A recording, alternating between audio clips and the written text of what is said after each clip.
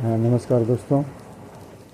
आज फिर बना रहा हूँ कि जैसे मैंने बनाया था रिश्ते के ऊपर कि बच्चे ऐसा ऐसा है। और आजकल बहुत सारी शादियों में देखा जा रहा है कि अगर मान लीजिए शादी माता पिता ने तय कर दिया और हर चीज़ का जो रस्म रिवाज हो निभाते निभाते अगर हम यहाँ तक पहुँचते हैं कि जब वरमाला का समय आता है, वर डालने वो माला एक दूसरे को पहनाया जाता है, समय को देखते हुए रीति रिवाज पहले सब नहीं था लेकिन अब हो गया है।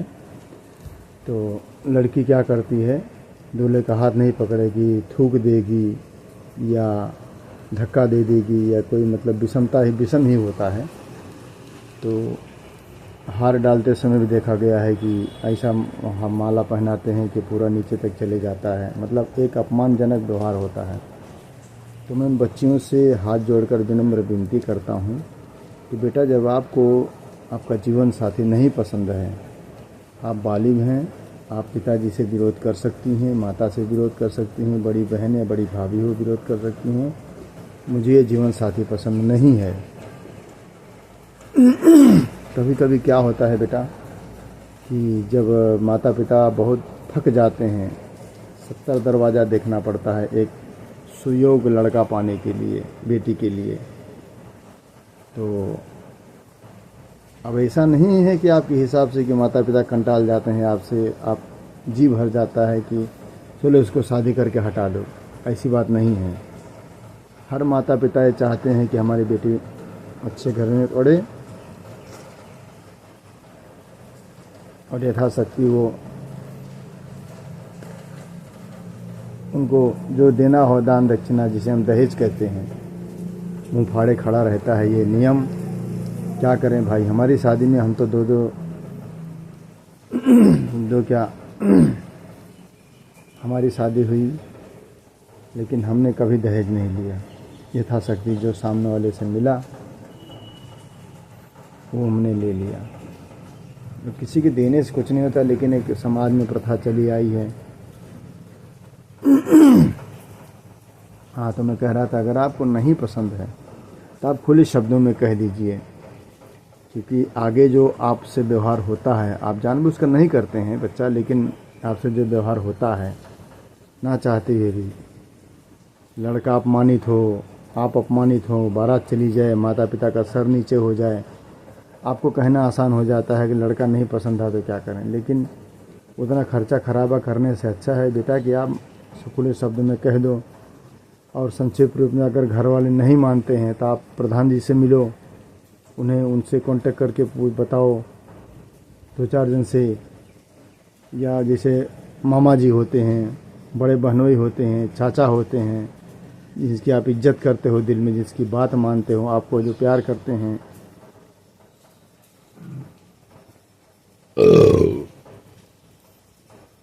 उनसे कहो।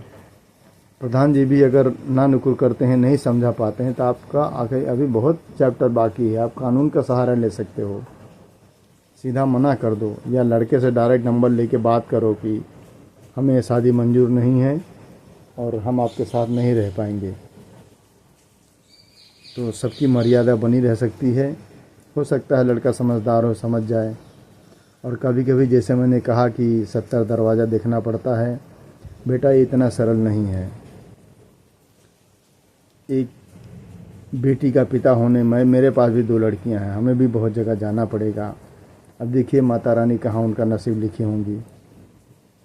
हम लोग बनिया हैं, अग्रहरी, देखिए कौन से दिशा में क्या होता है, वो तो उनका नसीब और मेरा कर्म जाने। आज तक मैं किसी को तकलीफ़ नहीं दिया हूँ। छोटी मोटी छुटपुट घटनाएं, छुटपुट जो लड़ाई झगड़ा होता है हमारे घर में भी हुआ है, लेकिन ये सब का असर बेटा माता पिता के सोच पर, जीवन पर नहीं आना चाहिए। और आप इसको दिल से सोचो कि आप जब कभी भी किसी भी घर में जाएंगे, बच्चे होंगे, तो आपकी भावना नहीं रहेगी। आप नहीं चाहेंगी कि हमारे बच्चे या बहू अच्छी आए या लड़का अच्छा मिले, हमको दामाद अच्छा मिले। आप नहीं चिंतित रहेंगी। तो इसको ज़रा दिल से समझिए और खुले बात विचार से बात करना सीखिए, बताइए।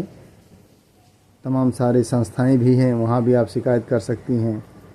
सबसे बढ़िया उपयुक्त जगह है कि आप लड़के के घर वाले से बात कर लो, डायरेक्ट कहीं से भी नंबर निकलवा के आप बात कर लो कि मुझे उनसे बात करना है, या उनके माता पिता से बता दो। जो अगुआ हो, जैसे कभी मामा फूफा होते हैं अगुआ, या बड़ा बहनोई होता है, या और कोई तीसरा व्यक्ति होता है, भाई फलाने जगह कहाँ लड़का है ज़रा देख लो। और माता पिता क्यों मजबूर हो जाते हैं आपको पता है बेटा? जैसे उनकी परिस्थिति अगर उस योग्य नहीं है कि ज़्यादा दान दहेज दे सकें, तो कभी कभी थोड़ा व्यवस्था हो जाता है। तो अगर आप सहन शक्ति रख सकती हैं तो उसको स्वीकार कीजिए, नहीं तो सीधा जवाब दे दीजिए। और जैसे कि मैंने कहा हूँ कि जीवन इतना सरल नहीं है। इंग्लिश में कहते हैं ना, लाइफ इज़ नॉट ईजी। जीवन इतना सरल नहीं है, बहुत कुछ पापड़ बेलना पड़ता है। सीता जी तो आदिशक्ति का स्वरूप थी ना, जब उन्हें इतना कष्ट झेलना पड़ा बेटा, तो आम आदमी को क्यों नहीं झेलना पड़ेगा? आप हमको बताइए। हम तो इतना दिन से 9-10 महीना हो गया यूट्यूब पे चैनल पे अपने बनाकर डालते मैं तो खुला स्वागत करता हूँ किसी भी बहन बेटी का या माता का, कि जिसके घर में कुछ गृहस्थी का कुछ ऐसा कुछ चल रहा है, तो अगर वो चाहे तो हमसे कमेंट में बात कर सकते हैं, या हमसे अपना नंबर दे सकते हैं, हम बात कर सकते हैं। सही सुयोग्य सलाह दूंगा, जो मुझे बुद्धि होगा मेरे पास घर बसने वाला, क्योंकि बहुत सहना पड़ता है बेटा, बहुत सहना पड़ता है। इसका अंत नहीं है। सासू माँ हैं, ससुर जी हैं, जेठ जी हैं, जेठानी जी हैं, या आपके बाद अगर कोई छोटा भाई उनका है तो देवरानी भी आएगी, देवर भी रहेंगे, ननद भी रहेगी, नंदोई भी रहेंगे। बहुत सारे रिश्तों का नखरा उठाना पड़ता है, समझ गए? उनको नखरा उठाना पड़ता है। जैसे आपको कोई तकलीफ़ होती है तो माता पिता करा उठते हैं कि मेरी बेटी को क्या हो गया, तो वैसे सबके घर की दशा है।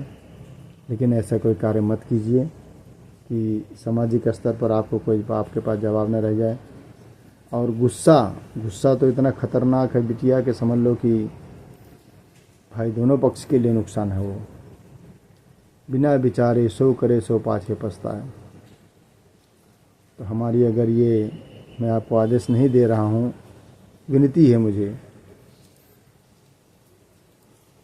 कि आप ऐसा कोई कार्य ना करें जिससे आपके पास कोई जवाब ना रह जाए बाद में, और आपके माता पिता को आपके किसी भी कार्य से शर्मिंदगी ना उठानी पड़े सामाजिक स्तर पर। और शादी ब्याह इतना पवित्र बंधन होता है जो कि इसको खुले भाव से अच्छे से निभाया जाए तो लोग सदियों तक याद रखते हैं। भाई फला गांव में गया था, ऐसा हुआ था। छोटी मोटी चीज़ें हर घर में, हर शादी में होता है जीवन में, उसको बुद्धिमानी से ही, शांति रहकर ही निपटाया जा सकता है। गुस्सा तो अच्छे काम का जहर है। विनाश काले विपरीत बुद्धि, उसमें कोई हवा दे दिया, चलो भाई हो गया,